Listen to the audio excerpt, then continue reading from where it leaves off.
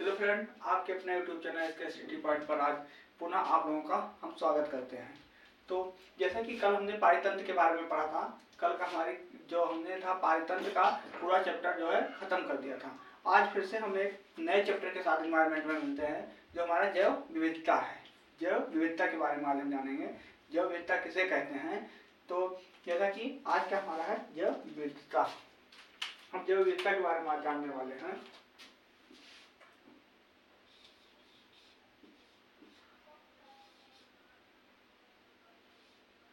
जैव विविधता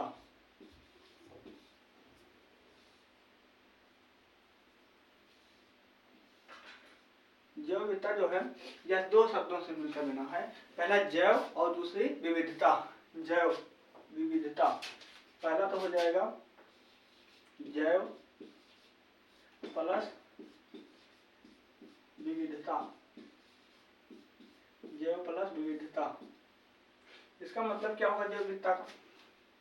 जैसे विविधता का मतलब होता है एक से अधिक, अर्थात विभिन्न प्रकार की जातियां। विविधता का मतलब होता है विभिन्न प्रकार की जातियां, या किसी भी चीज में हम भी विभिन्नता कर सकते हैं। जैसे लोगों में भी विभिन्नता कर सकते हैं, दूसरे भी जीव जो होते हैं उसमें विभिन्नता हम कर सकते हैं, अर्थात विभिन्न प्रकार की। जैव माने जीवों की और विविधता माने विभिन्न प्रकार के, अर्थात कई प्रकार की जो जातियां होती हैं जीव की, उसी को कहते हैं जैव विविधता। तो जैसा कि जैव विविधता के बारे में हम देखेंगे, जैव विविधता के बारे में हम आगे देखते हैं। जैव विविधता शब्द का प्रयोग सर्वप्रथम किसने किया था? तो 1935 में वाल्टर ग्राहम रोजन ने किया था। हम देखते हैं जैसे कि जैव विविधता, जो जैव विविधता शब्द का प्रयोग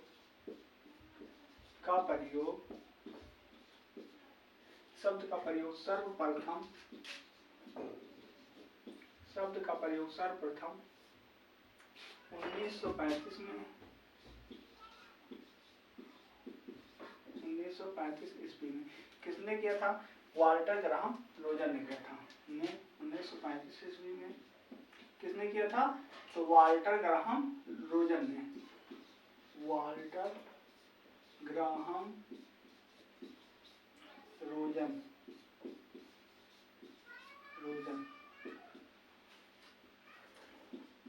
जैव विविधता शब्द का प्रयोग सर्वप्रथम किसने किया था? वाल्टर ग्राहम रोजन ने जैव विविधता शब्द का सर्वप्रथम प्रयोग किया था। वाल्टर ग्राहम रोजन ने जैव विविधता शब्द का सर्वप्रथम प्रयोग किया था। वाल्टर ग्राहम और रोजन ने जो है जैव विविधता शब्द का सर्वप्रथम प्रयोग वाल्टर ग्राहम रोजन के द्वारा किया गया था। यह हो गया वाल्टर ग्राहम रोजन, इन्होंने सर्वप्रथम क्या किया था? तो सर्वप्रथम जैव विविधता शब्द का प्रयोग किया था। अब हम इसके आगे और देखने का प्रयास करते हैं। जैसा कि जैव विविधता दिवस कब मनाया जाता है? वाल्टर ग्राहम रोजन ने किया था। जैव विविधता दिवस जैव विविधता दिवस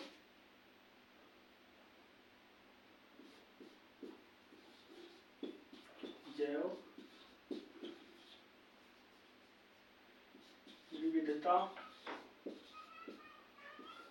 विविधता दिवस जैव विविधता दिवस कब मनाया जाता है? तो 22 मई को जैव विविधता दिवस मनाया जाता है। 22 मई को जैव विविधता दिवस मनाया जाता है। 22 मई। इसी प्रकार 3 दिवस हैं ऐसे, जैसे 22 मार्च को हम देखेंगे जल दिवस, 22 अप्रैल को हम देखेंगे पृथ्वी दिवस, और उसके बाद में जब 22 मई जाएंगे तो जैव विविधता दिवस। 22 का तीनों है, मार्च, अप्रैल और मई तीनों में है। जैसे कि जैव विविधता दिवस कब? 22 मई को मनाया जाता है जैव विविधता दिवस। और जैव विविधता अधिनियम कब आया था? जैव विविधता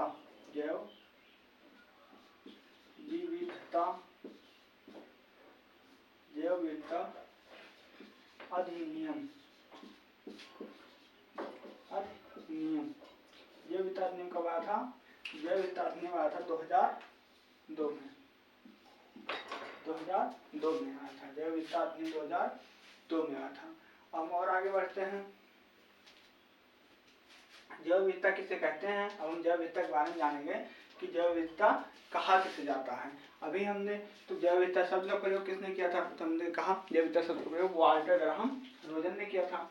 उसके बाद में जैव विविधता दिवस और जैव विविधता अधिनियम, या 2-3 पॉइंट हमने पढ़ा है। अब हम जैव विविधता जानेंगे, जैव विविधता कहते किससे हैं, जैव विविधता कैसे कहते किससे हैं, हम उसके बारे में जानेंगे। जैसा कि हमने कहा जैव विविधता,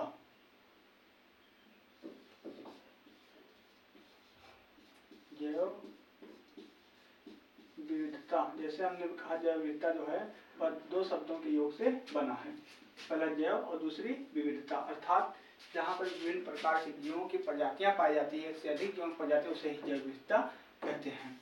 तो अब हम जैव विविधता के बारे में कुछ फैक्ट के बारे में देख लेते हैं। पृथ्वी के किसी भौगोलिक क्षेत्र में पाए जाने वाले, जैसे हमने कहा यही बताए थे, पृथ्वी के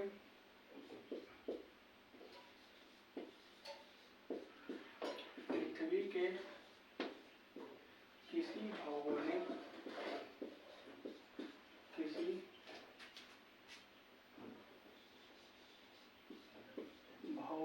क्षेत्र में, किसी भौगोलिक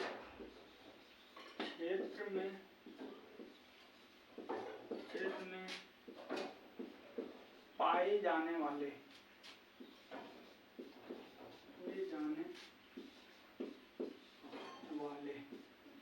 क्या कहा, पृथ्वी के किसी भौगोलिक क्षेत्र में, पृथ्वी के किसी भौगोलिक क्षेत्र में पाए जाने वाले, पृथ्वी के किसी भौगोलिक क्षेत्र में, जैसे कि हमने कहा कि किसी क्षेत्र में जीवों की जो विभिन्न प्रकार की प्रजातियां पाई जाती हैं उसी को जैव विविधता कहते हैं। हमने शॉर्ट में बताया है, और हम थोड़ा लॉन्ग डिफिनेशन करके लिखते हैं, पृथ्वी के किसी विशेष किसी भौगोलिक क्षेत्र में पाए जाने वाले कुल पादप तथा जंतुओं की विविधता को,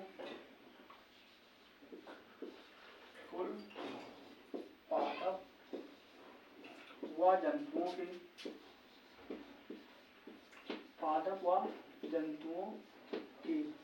पादप व जंतुओं की विविधता को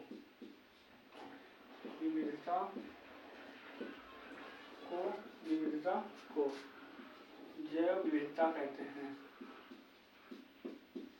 जैव विविधता कहते हैं।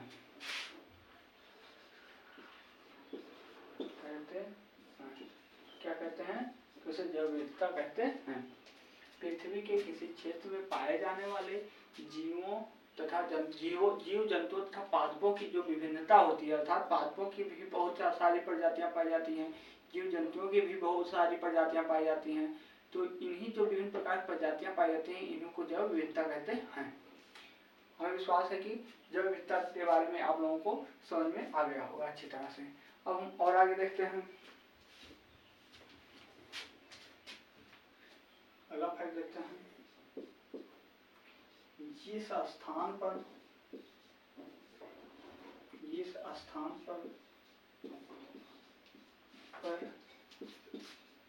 तापमान व वर्षा अधिक होती है, अभी हम मैप के माध्यम से बताते हैं, अधिक होती है, वहाँ पर जैव विविधता भी अधिक होती है, वहाँ पर जैव विविधता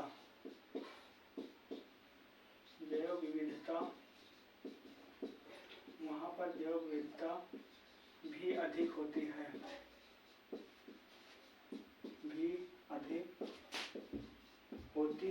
वहाँ पर जैव विविधता भी अधिक होती है।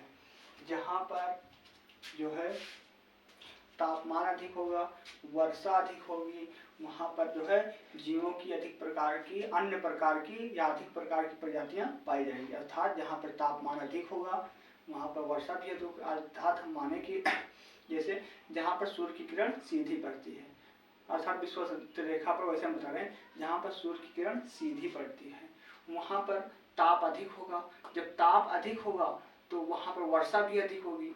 जब वर्षा अधिक होगी तो वहाँ पर पेड़ पौधों, अनेक प्रकार के पेड़ पौधे जो हैं उत्पन्न होंगे, और जब अनेक प्रकार के वहाँ पर पेड़ पौधे उत्पन्न हुए तो उनको खाने के लिए अत्यंत प्रकार के जीव भी वहाँ पर उत्पन्न होंगे।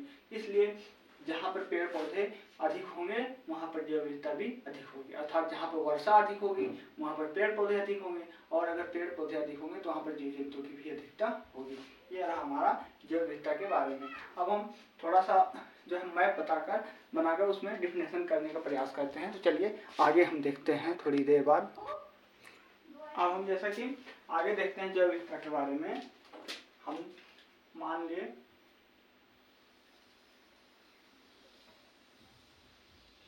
ये हो गई हमारी पृथ्वी। जब हम इसको अपनी पृथ्वी मान लेंगे तो यहाँ से एक इसको सीधी सीधी काटती हुई एक रेखा जाएगी ऐसे, यहाँ से इसको सीधी सीधी काटती हुई एक रेखा ऐसे जाएगी। तो यह रेखा जो है 0 अंश अक्षांश का जो है अनुसरण करती है। कितने का? 0 अंश अक्षांश का अनुसरण करती है। 0 अंश अक्षांश का अनुसरण करती है यह रेखा, 0 अंश अक्षांश का यह रेखा अनुसरण करती है। इसको 0 अंश अक्षांश, इसको भूमध्य रेखा भी हम कहते हैं। इसको हम क्या कहते हैं? इसको कहते हैं भूमध्य रेखा भी कहते हैं। भूमध्य रेखा, भूमध्य रेखा क्यों कहते हैं? क्योंकि यह भूमि के सीधा सीध मध्य से जा रही है, इसलिए इसे भूमध्य रेखा कहते हैं। जितना उत्तर साइड में है उत्तरी गोलार्ध, जितना दक्षिण साइड में दक्षिणी गोलार्ध, यह एकदम बीचों बीच से जा रही है, मध्य से जा रही है, इसलिए इसे भूमध्य रेखा कहते हैं। इसको विषुवत रेखा भी कहते हैं, भूमध्य रेखा कहते हैं, इसको विषुवत रेखा भी कहते हैं।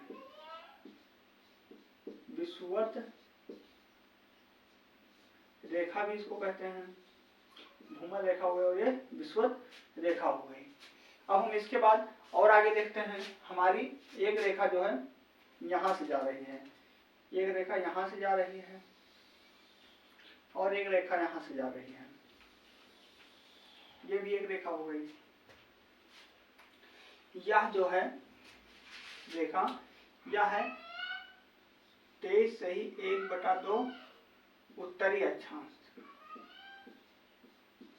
23 1/2 उत्तरी अक्षांश, यह है 23 1/2 उत्तरी अक्षांश। इसे उत्तरी अक्षांश कहते हैं और इसको कर्क रेखा भी कहते हैं। इसको चलिए यहाँ लिखते हैं, कर्क रेखा भी कहते हैं, इसको कर्क रेखा भी कहते हैं। इसको यहाँ से जो ये रेखा जा रही है यह होगी 23 सही 1/2 दक्षिणी अक्षांश, 23 से 1/2 दक्षिणी अक्षांश, 23 से 1/2 दक्षिणी अक्षांश। इसको हम मकर रेखा भी कहते हैं। इसको क्या कहते हैं? इसको कहते हैं मकर रेखा, मकर रेखा कहते हैं इसको, मकर रेखा। और इसके ऊपर से एक रेखा, ये इसको हम कालिश कर देते हैं, यहाँ से जा रही है, इसको क्या बोलते हैं? इसको कहते हैं कर्क रेखा, कर्क रेखा इसको बोलेंगे। एक रेखा हमारी यहाँ से जा रही है ऐसे, और एक रेखा हमारी यहाँ से जा रही है ऐसे। तो यह उत्तर, ये इसको हम उत्तरी लिख देते हैं, इसको दक्षिण लिख देते हैं, इसको पश्चिम लिख देते हैं और इसको पूरब लिख देते हैं। यहाँ पर लिखिए पूरब, पूर्व हो गया पूरब, यहाँ हमने लिख दिया पूर्व हो गया। अब जो ये रेखा है यह उत्तर में है, यह रेखा जो है यह उत्तर में है, इसलिए इसको बोलेंगे 66 सही।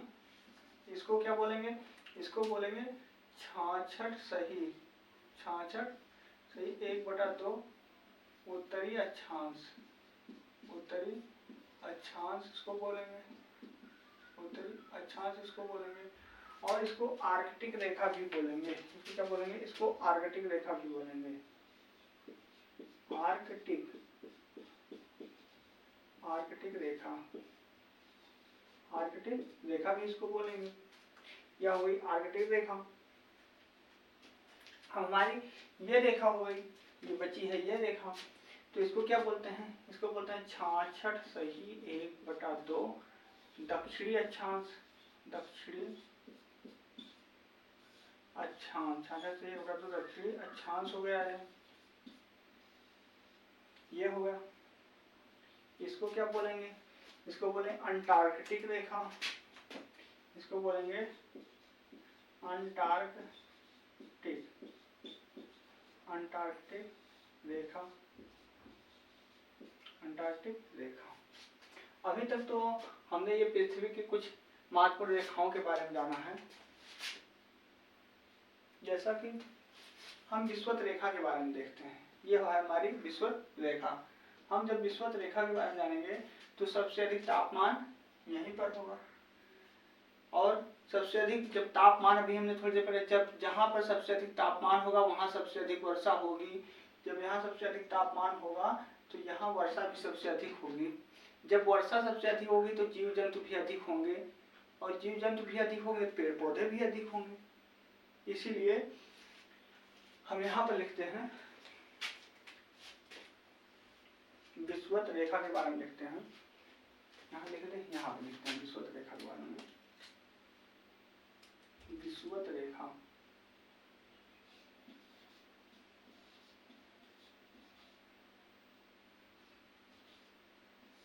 विषुवत रेखा हम लिखते हैं, यह रेखा, यह रेखा 0 अंश अक्षांश का, अक्षांश का अनुकरण करती है। अनुसरण,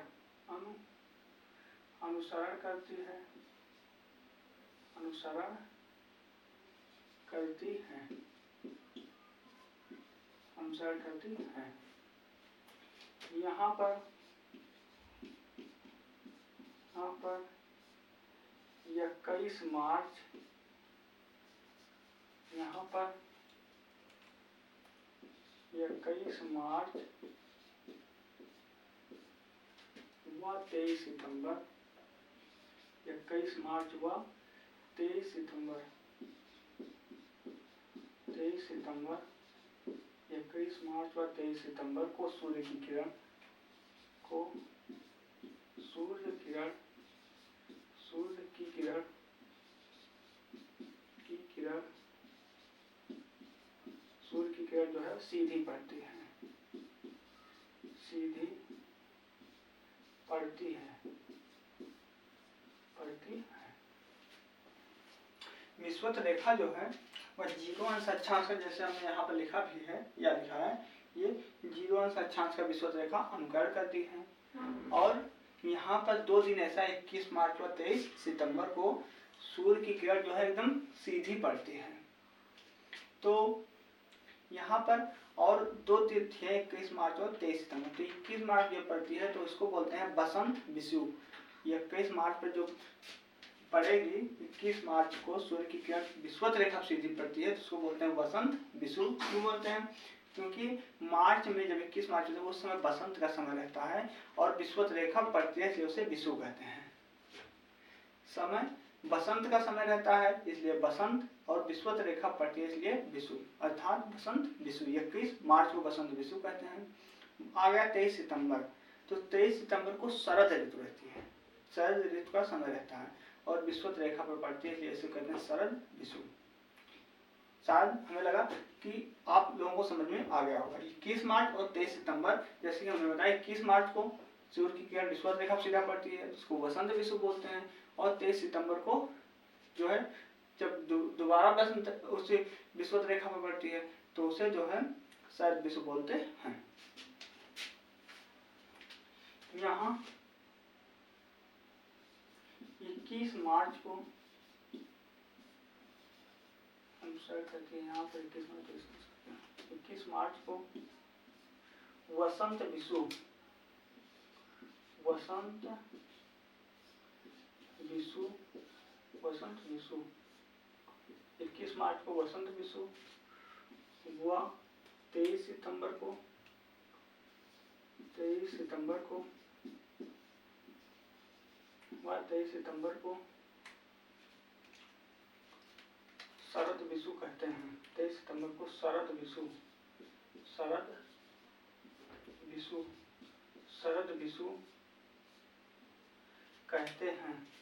कहते हैं।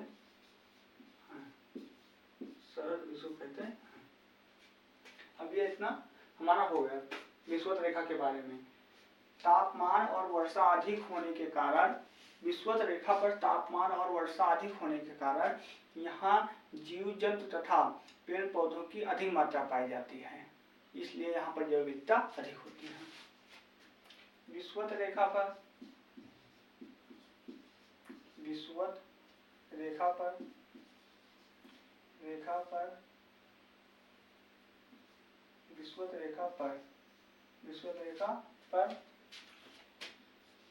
तापमान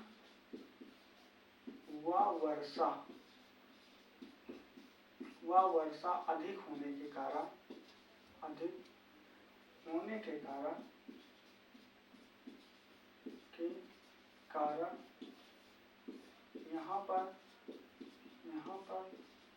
होने के कारण यहाँ पर तापमान व वर्षा अधिक होने के कारण यहाँ पर जो है, यहाँ पर जीव जंतु व पेड़ पौधे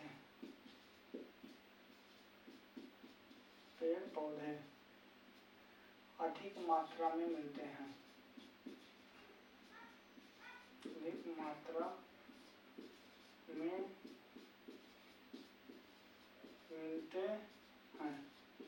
यहाँ जो पेड़ पौधे होंगे, जीव जंतु होंगे, वो यहाँ पर अधिक मात्रा में मिलेंगे। इसलिए यहाँ पर जो है वर्षा और ताप अधिक रहता है। सूर्य की किरण एकदम सीधी पड़ती है, तो इसीलिए जो है यहाँ पर वर्षा अधिक होगी, ताप अधिक होगा। जब वर्षा अधिक होगी, ताप अधिक होगा, तो यहाँ पर जो है वर्षा अधिक होने के कारण पेड़ पौधों का अधिक जन्म होगा, अधिक जो है पेड़ पौधे विकसित होंगे। इसलिए जब पेड़ पौधे अधिक विकसित होंगे तो वहाँ पर जीव जंतुओं की मात्रा भी अधिक होगी। अब हम जानते हैं कर्क रेखा को। जैसा कि कर्क रेखा है 23 से 1/2 उत्तरीय अक्षांश का अनुकरण करती है। कर्क रेखा जो है 23 से 1/2 उत्तरीय अक्षांश का अनुकरण करती है। तो कर्क रेखा पर 21 मार्च व 23 सितंबर को, कर्क रेखा पर जो है 21 जून को, कर्क रेखा जो है हमारी, इस पर 21 जून को कर्क रेखा 21 जून को, कर्क रेखा पर 21 जून जो होता है, कर्क रेखा पर 21 जून को सूर्य की किरण सीधी पड़ती है। 21 जून को सूर्य की किरण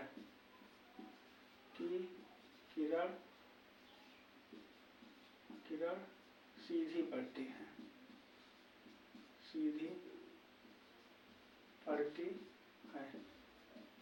हम इधर थोड़ा लिखते हैं, इधर लिखने का प्रयास करते हैं थोड़ा सा। जैसा कि हमने कहा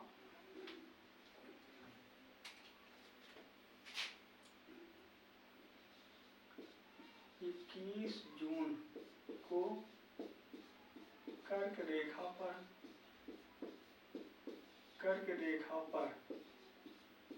21 जून को कर्क रेखा पर सूर्य की किरण सीधी पड़ती है,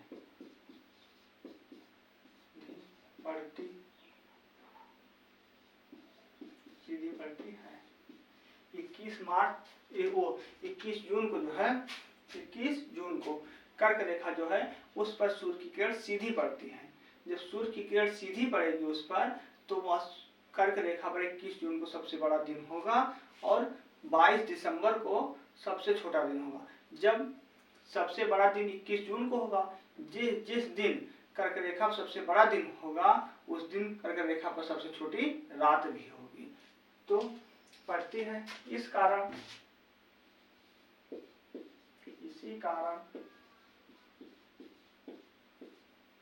21 जून को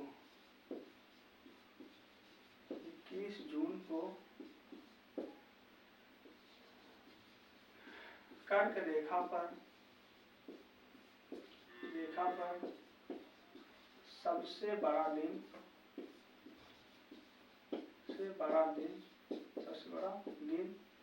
व सबसे छोटी रात होती है। सबसे छोटी रात होती है।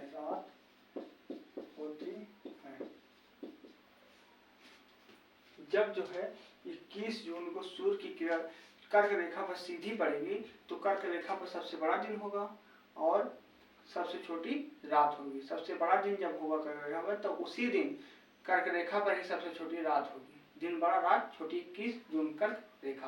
अब हम आगे देखते हैं।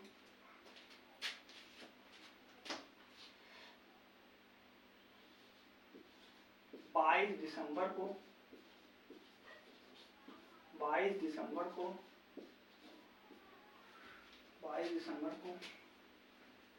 इसमें आएगा नहीं पूरे बोर्ड में, और अलग से लिखवाएंगे। 22 दिसंबर को कर्क रेखा पर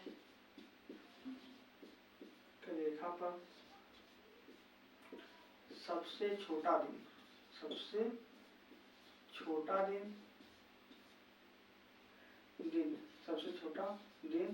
व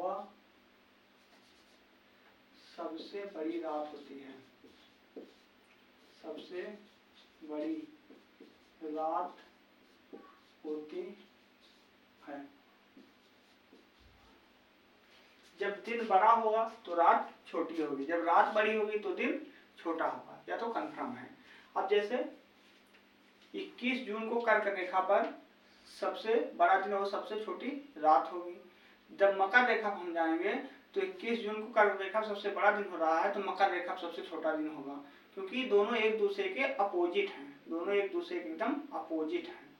जैसे अगर 22 दिसंबर को जैसे हमने कहा कि कर्क रेखा पर सबसे छोटा दिन सबसे बड़ी रात होगी, तो वही दिन जो है मकर रेखा पर जब हम जाएंगे तो सबसे बड़ा दिन होगा। जब यहाँ कर्क रेखा पर सबसे छोटा दिन होगा तो मकर रेखा पर सबसे बड़ा दिन होगा। दोनों में यही अंतर है। अब हम थोड़ा इरेज करके फिर से समझाने का प्रयास करते हैं। यहाँ पर हम फिर से बताते हैं मकर रेखा के बारे में। मकर रेखा जो सूर्य की किरण होती है वह सीधी मकर रेखा पर पड़ती है 22 दिसंबर को। मकर रेखा सूर्य की किरण जो है वह 22 दिसंबर को सीधी पड़ती है। मकर रेखा पर सूर्य की किरण लेते हैं। मकर रेखा पर सूर्य की किरण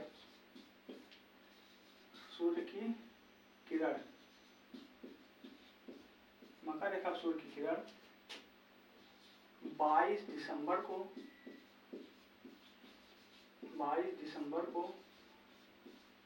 सीधी पड़ती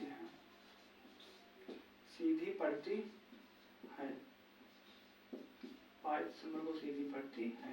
सूर्य की किरण जो होती है वह मकर रेखा पर 22 दिसंबर को सीधी पड़ती है और 22 दिसंबर को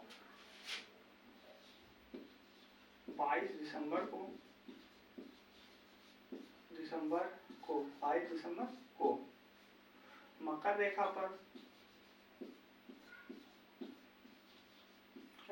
पर सबसे बड़ा दिन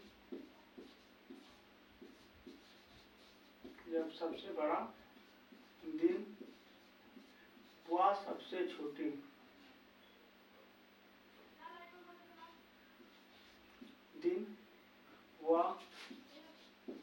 सबसे छोटी रात होती है।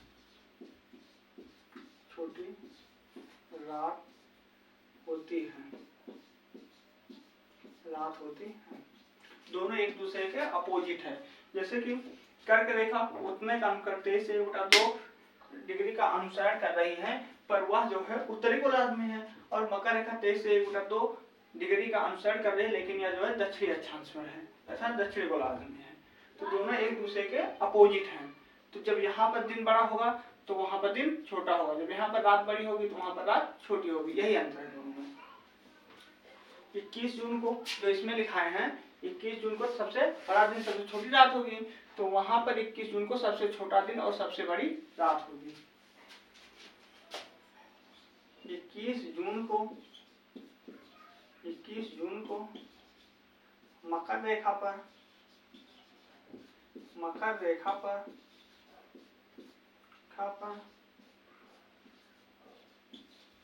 सबसे छोटा दिन व सबसे बड़ी रात होगी, सबसे बड़ी रात होगी। 21 जून को मकर रेखा पर जो है वह सबसे बड़ा दिन और सबसे छोटी रात होगी। 21 जून को जब मकर रेखा पर जाएंगे तो वहां पर दिन जो है छोटा होगा और रात बड़ी होगी, जबकि 22 दिसंबर को मकर रेखा पर दिन बड़ा होगा और रात छोटी होगी। यही अंतर है। तो हमें लगता है कि आप लोगों को समझ में आ गया होगा अच्छी तरह से। तो ये जैसे हमारी हुई क्या, यह है विषुवत रेखा, जिसका हमने अनुसरण किया है। विषुवत रेखा का 0 अंश अक्षांश हमने विषुवत रेखा का अनुसरण किया है। तो विषुवत रेखा पर जो है ताप हमेशा अधिक, ताप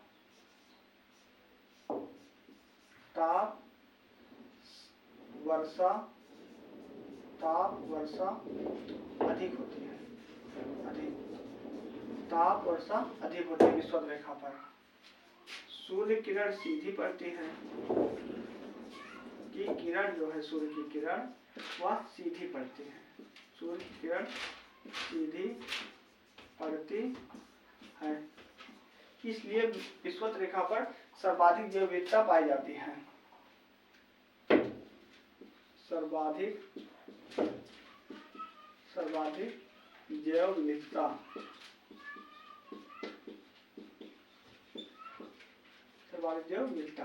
अगर भारत में पूछता है कि सर्वाधिक जैव विविधता कहाँ पाई जाती है, तो भारत में सर्वाधिक जैव विविधता केरल की शांत घाटी में पाई जाती है। भारत में सर्वाधिक जैव विविधता कहाँ पाई जाती है, केरल की शांत घाटी में।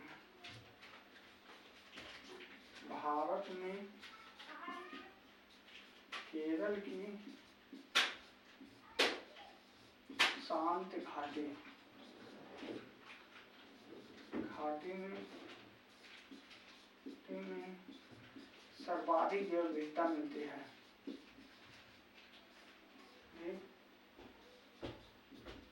जैव विविधता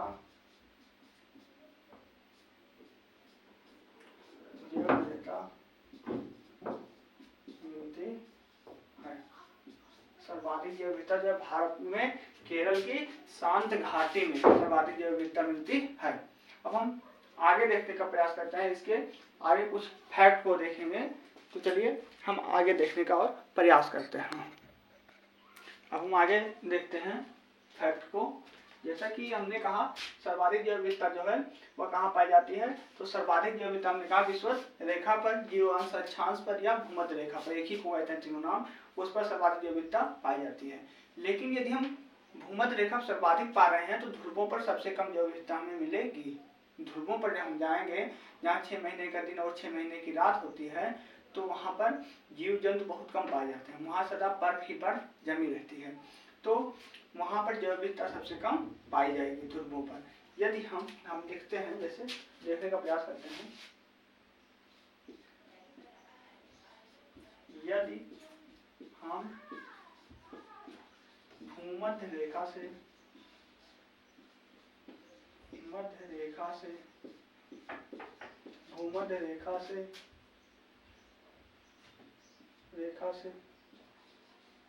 ध्रुवों की ओर जाते हैं,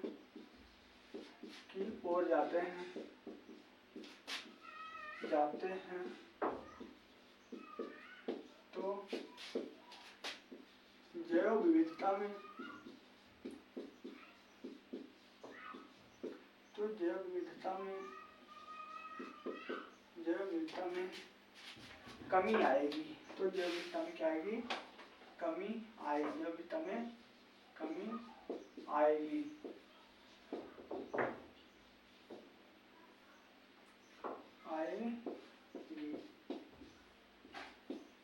यदि हम भूमध्य रेखा से ध्रुवों की ओर जाएंगे तो जो जैव विविधता होगी उसमें काफी कमी आ जाएगी, जैव विविधता में कमी आ जाएगी।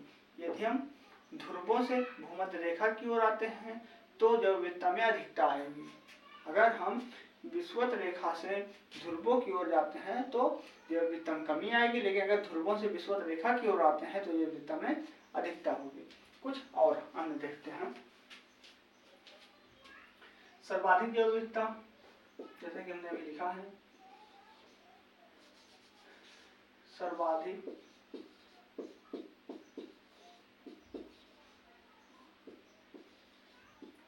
जैव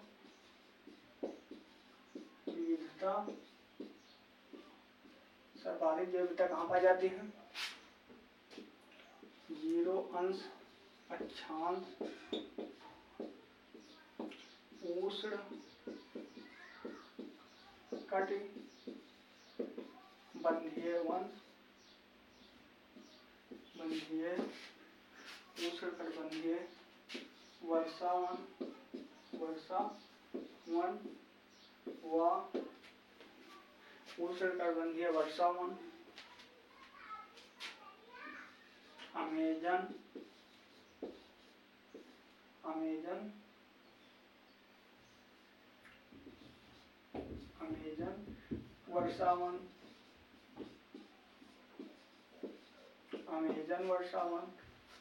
अमेजन वर्षावन, वह मैंग्रोव वनों में पाई जाती है।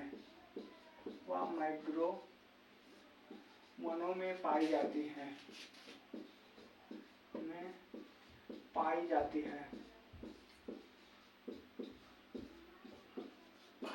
यहाँ से क्वेश्चन जो है यूपी टेट में कई बार बना है। कोई एक देगा इसमें से, जैसे पूछ लेता है, क्वेश्चन देगा कि सर्वाधिक जैव विविधता कहाँ पाई जाती है, तो चाहे देगा 0 अंश अक्षांश, चाहे उष्णकटिबंधीय वर्षावन दे देगा, चाहे अमेजन वर्षावन दे देगा, और चाहे मैंग्रोव वर्षावन दे देगा। ये 3-4 ऑप्शन में से एक दे देगा। अगर पूछता है सर्वाधिक जैव विविधता कहाँ पाई जाती है तो 0 अंश अक्षांश पर, उष्णकटिबंधीय वर्षावन, अमेजन वर्षावन या मैंग्रोव, चारों में से एक विकल्प कोई दे देगा उसमें से, और इन्हीं चारों में सर्वाधिक जैव विविधता पाई जाती है। जैसे यूपी टेट में या अन्य एग्जाम में तो कई बार यह पूछा है भारत में सर्वाधिक जैव विविधता कहाँ पाई जाती है, तो हमने अभी थोड़ी देर पहले लिखा है भारत में सर्वाधिक जैव विविधता जो है केरल के शांति घाटी में पाई जाती है। भारत में सर्वाधिक जैव विविधता केरल की शांति घाटी में पाई जाती है। सर्वाधिक जैव विविधता ब्राजील देश में पाई जाती है। सर्वाधिक जैव विविधता विश्व में कहाँ पाई जाती है, तो हम देखते हैं सर्वाधिक जैव विविधता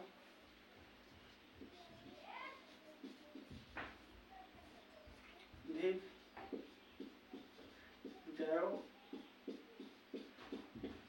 विविधता, सर्वाधिक जैव विविधता ब्राजील में पाई जाती है। ब्राजील के अमेजन वर्षा वनों में सर्वाधिक जैव विविधता ब्राजील के अमेजन वर्षा वनों में पाई जाती है। और देखते हैं सर्वाधिक जैव विविधता ब्राजील देश में पाई जाती है। ब्राजील जैव विविधता ब्राजील के अमेजन वर्षा वनों में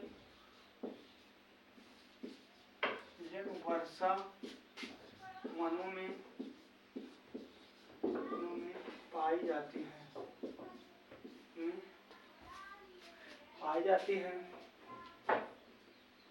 उनमें पाई जाती है।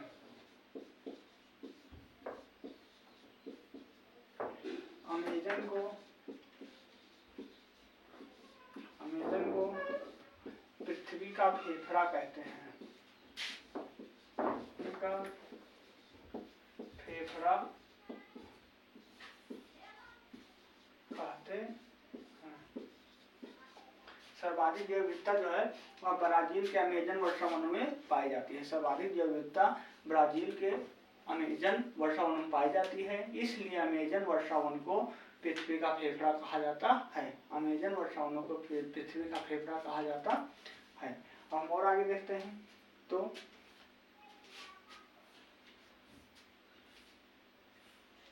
जैसा कि हमें ये पॉइंट फिर से लिख दे रहे हैं, भारत में सर्वाधिक जैव विविधता, भारत में सर्वाधिक जैव विविधता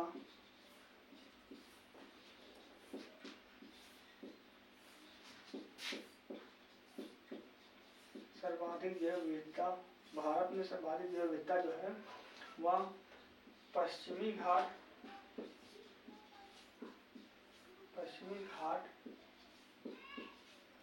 के केरल की शांत घाटी, केरल की नीलगिरी पहाड़ी पर स्थित, नीलगिरी पहाड़ी पर स्थित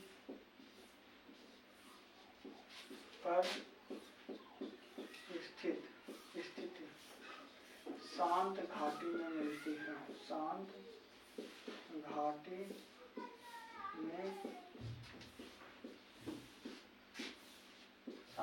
में मिलती है। भारत में सर्वाधिक जैव विविधता कहाँ पाई जाती है? तो भारत के जब हम दक्षिणी छोर पर जाएंगे, दक्षिण और पश्चिम छोर पर, वहाँ पर पश्चिमी घाट जो 2-3 जैसे राज्य में फैला हुआ है। पश्चिमी घाट के नीलगिरी है, केरल में नीलगिरी है। नीलगिरी की एक चोटी है डोटा नीलगिरी, अगर पूछेगा सबसे ऊंची चोटी कौन है? डोटा बेट्टा है। तो केरल में नीलगिरी है और वहीं पर शांत घाटी है, तो वहीं में जो है भारत की सर्वाधिक जैव विविधता पाई जाती है। हमारा यह जैव विविधता जो है इतना हमने आगे देख लिया है। अब हम और आगे देखने का प्रयास करते हैं जैव विविधता के बारे में। अब हम आगे जो है देखेंगे जैव विविधता के स्तर। जैव विविधता के स्तर हम आगे देखेंगे। जैव विविधता के स्तर, तो जैव विविधता कितने स्तर होते हैं? जैव विविधता के 3 स्तर होते हैं। जैव विविधता के स्तर आगे हम देखेंगे आगे जो है। तो जैव विविधता कितने स्तर होते हैं? जैव विविधता के 3 स्तर होते हैं। नंबर 1 आनुवांशिकी जैव विविधता, नंबर 2 प्रजातीय जैव विविधता, नंबर 3 समुदाय या पारितंत्र जैव विविधता। हम देखते हैं जैव विविधता के स्तर। 1 नंबर जैव विविधता के स्तर, आनुवांशिकी जैव विविधता,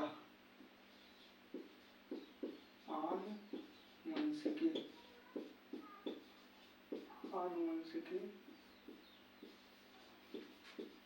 जैव विविधता, आनुवंशिकी जैव विविधता। यहाँ दूसरा हो जाएगा प्रजातीय जैव विविधता और तीसरा हो जाएगा समुदाय या पारितंत्र जैव विविधता। नंबर 2 हो जाएगा प्रजातीय जैव विविधता, प्रजातीय जैव विविधता,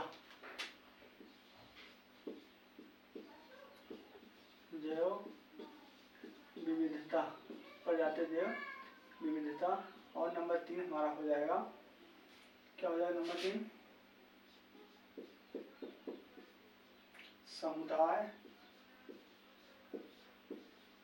समुदाय या फिर पारितंत्र, समुदाय या फिर पारितंत्र की जैव विविधता, समुदाय या फिर पारितंत्र की जैव विविधता नंबर 3 हो जाएगा। यह 3 हमारा है जो है जैव विविधता के स्तर। ये जैव विविधता के 3 स्तर होते हैं, जो हमने जैव विविधता के 3 स्तर के बारे में जो है बता दिया है। ये जो है कई एग्जाम में पूछा गया जैव विविधता कितने स्तर होते हैं? जैव विविधता के 3 स्तर होते हैं। या फिर इसमें से कोई 4 ऑप्शन दे देगा और पूछेगा इसमें से कौन सी जैव विविधता का स्तर नहीं है, इस प्रकार पूछ सकता है। तो चलिए हम आगे देखते हैं जैव विविधता तप्त स्थल। तो भारत में जो है 4 पाए जाते हैं जैव विविधता तप्त स्थल जो है भारत में 4 पाए जाते हैं। जैव विविधता तप्त स्थल, जैव विविधता तप्त स्थल, तप्त स्थल, तप्त स्थल, इसको हॉट स्पॉट भी बोलते हैं, हॉट स्पॉट भी बोलते हैं इसको। चलिए हम आगे देखते हैं। हॉट स्पॉट भी बोलते हैं। चलिए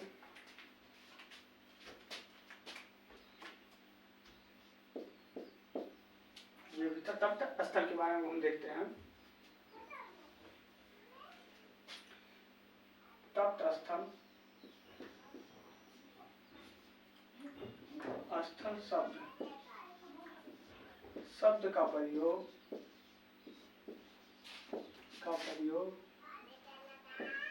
सर्वप्रथम नॉर्मन मेयर ने किया। नॉर्मन मेयर किसने किया सर्वप्रथम? तो नॉर्मन मेयर ने किया।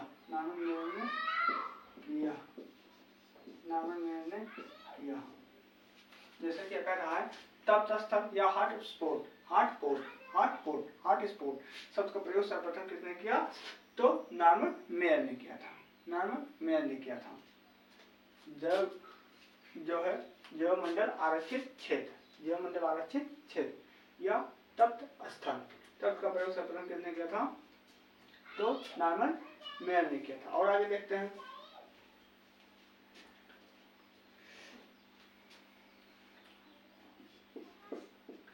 तप्त स्थल किसे कहते हैं? तो ऐसे स्थान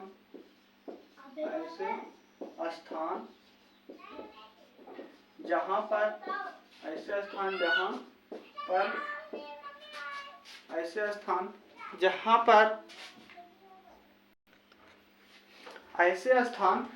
पर पर्याप्त मात्रा में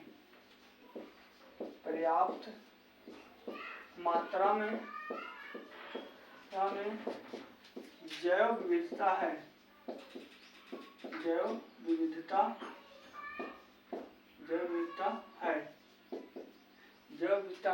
पर उस पर संकट है,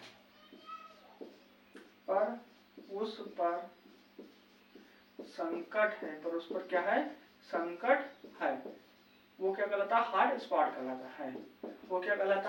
हॉट स्पॉट कहलाता है। उस पर संकट है तो उस स्थान क्या बोलते हैं? हॉट स्पॉट या तप्त स्थल बोलते हैं।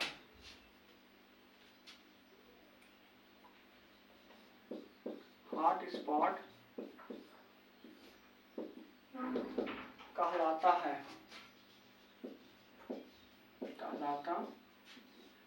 हॉट स्पॉट कहलाता है।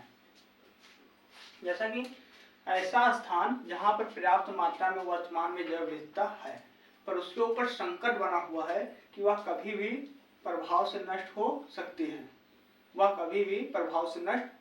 है, उसे ही हॉट स्पॉट कहा जाता है। हम आगे देखते हैं।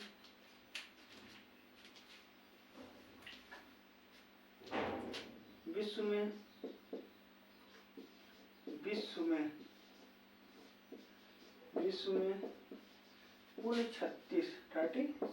कुल 36 हॉट स्पॉट हैं। विश्व में कुल 36 हॉट स्पॉट हैं, जिसमें से 4 हॉट स्पॉट भारत में हैं। पश्चिमी घाट, पूर्वी हिमालय, सुंडालैंड और इंडो बर्मा, ये 4 जो हैं यह भारत में हैं। पश्चिमी घाट, पूर्वी हिमालय, सुंडालैंड और इंडो बर्मा, यह 4 हॉट स्पॉट भारत में हैं। इसमें से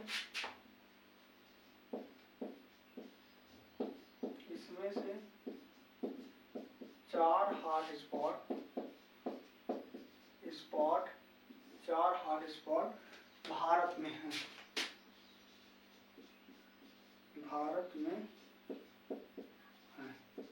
जैसे विश्व में हमने कहा 36 हॉट स्पॉट हैं, विश्व में कुल 36 हॉट स्पॉट हैं, तो इसमें से 4 हॉट स्पॉट ऐसे हैं जो भारत में विद्यमान हैं। हमने बताया पश्चिमी घाट, पूर्वी हिमालय, सुंडालैंड और इंडो बर्मा, यह 4 हॉट स्पॉट जो हैं भारत में हैं।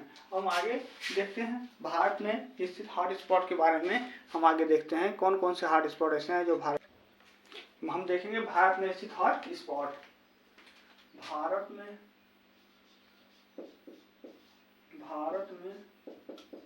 स्थित हॉट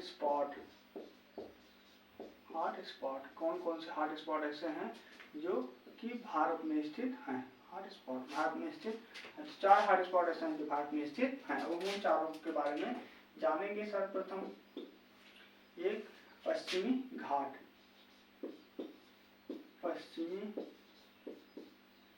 घाट हो गया, एक पश्चिमी घाट हो गया।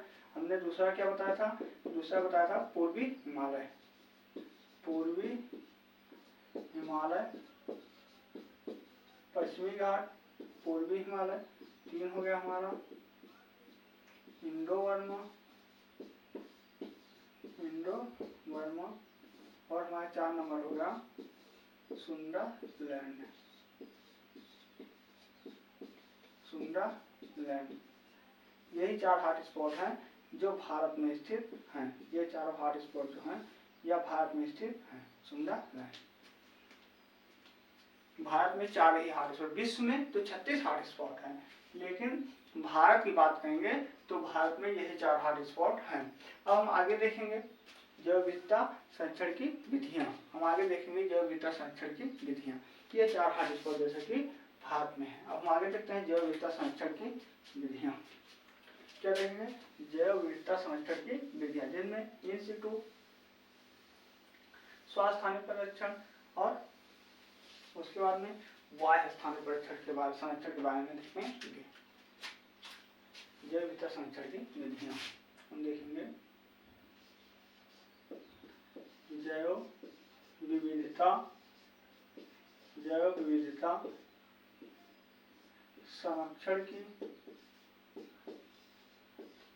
संरक्षण की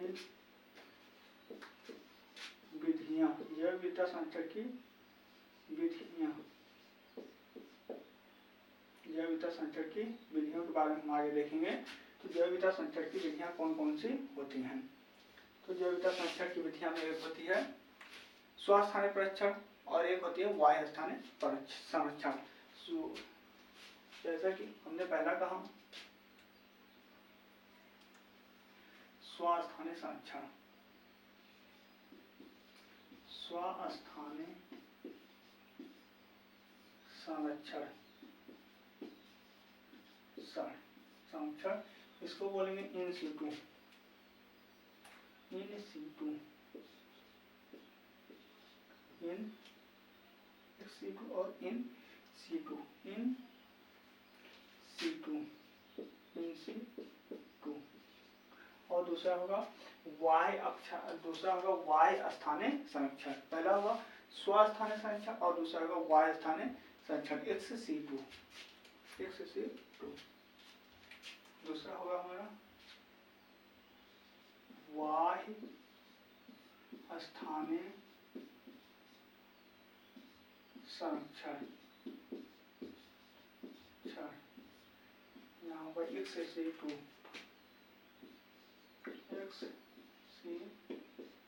XC2 ये हो जाएगा और ये हो जाएगा।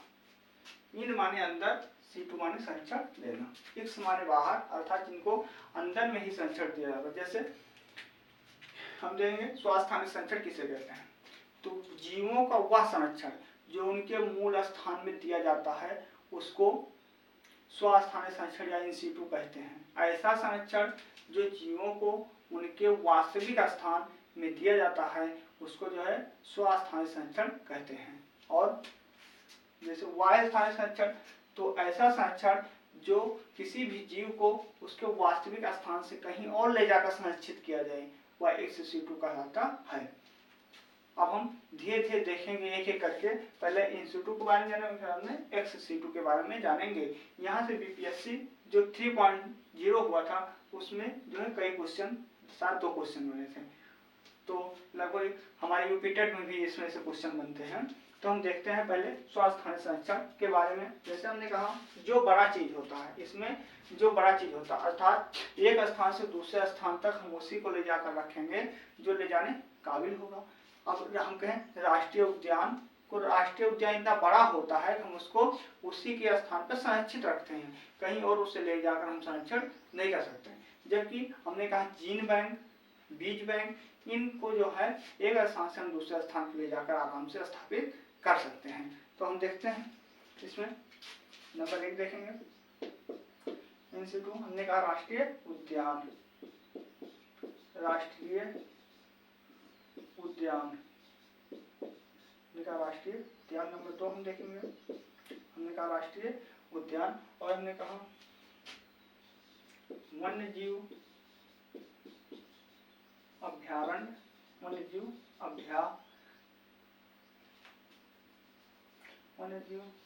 अभ्यारण्य, वन्य जीव राष्ट्रीय उद्यान हो गया, वन्य जीव अभ्यारण्य हो गया। और नंबर 3 में हमने क्या कहा, समुद्र संरक्षित क्षेत्र, समुद्रीय संरक्षित क्षेत्र। और हमने क्या कहा नंबर 4, हमने कहा झील, हमने कहा नदी, हमने कहा नदी, पर्वत, जैवमंडल, आगार, झील, नदी। नंबर 5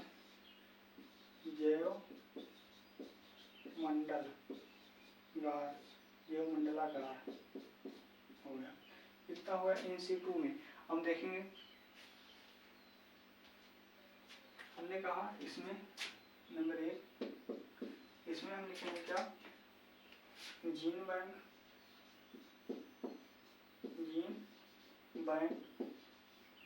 हमने नंबर 2 कहा बीज बैंक,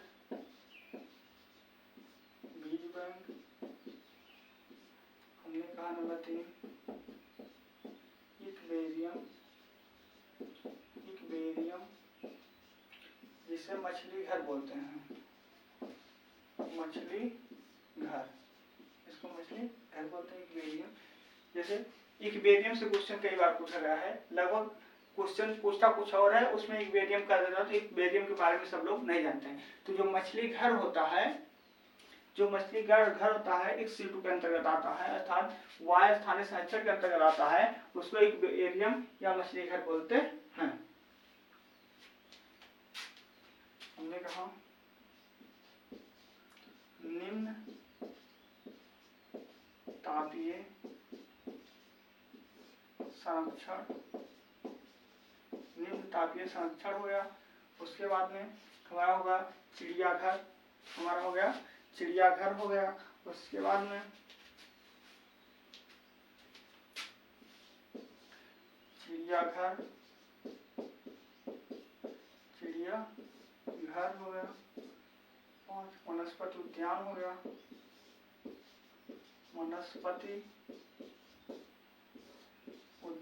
गया,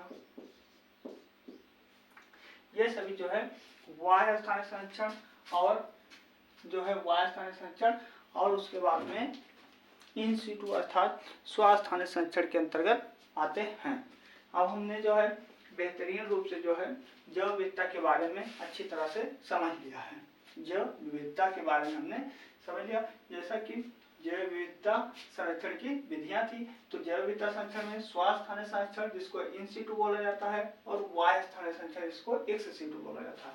स्वास्थ्य संरक्षण अर्थात NC2 का मतलब होता है जो भी जीव है उसको उसके मूल स्थान पर, अर्थात जिस स्थान पर रह रहा था जन्म से, उसी स्थान पर उसको संरक्षण दिया जाए, उसको क्या बोलते हैं, स्वास्थ्य संरक्षण या NC2 बोलते हैं।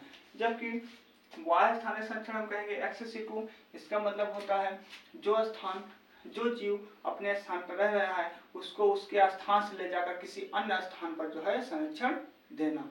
जैसे हमने कहा वनस्पति उद्यान, तो वनस्पति उद्यान की बात हम कहेंगे तो वनस्पति उद्यान किसमें आता है, XC2 में आता है। जबकि हमने कहा राष्ट्रीय उद्यान, तो राष्ट्रीय उद्यान होता है बहुत बड़ा होता है, कई किलोमीटर में एक राष्ट्रीय उद्यान पड़े हैं, कई किलोमीटर में होते हैं। तो राष्ट्रीय उद्यान को हम सोचेंगे उनको उठाकर ले जाकर एक स्थान से दूसरे स्थान तक रख देंगे तो यह संभव नहीं है, अर्थात यह स्वास्थ्य संरक्षण के अंतर्गत आता है।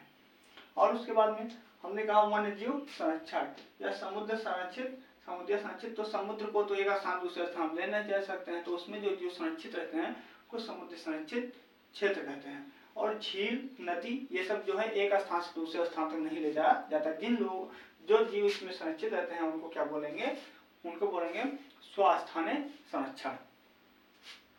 तो आज हमने जो है जैव विविधता पूरा टॉपिक जो है कंप्लीट कर दिया है। अब हम जो है कल एक नए टॉपिक के साथ एनवायरनमेंट में फिर से मिलेंगे, तब तक हम यहीं पर जो अपनी क्लास को समाप्त करते हैं। और यदि हमारा वीडियो आपको पसंद आता है तो हमारे चैनल को सब्सक्राइब करें और वीडियो को लाइक करके शेयर जरूर करें। धन्यवाद।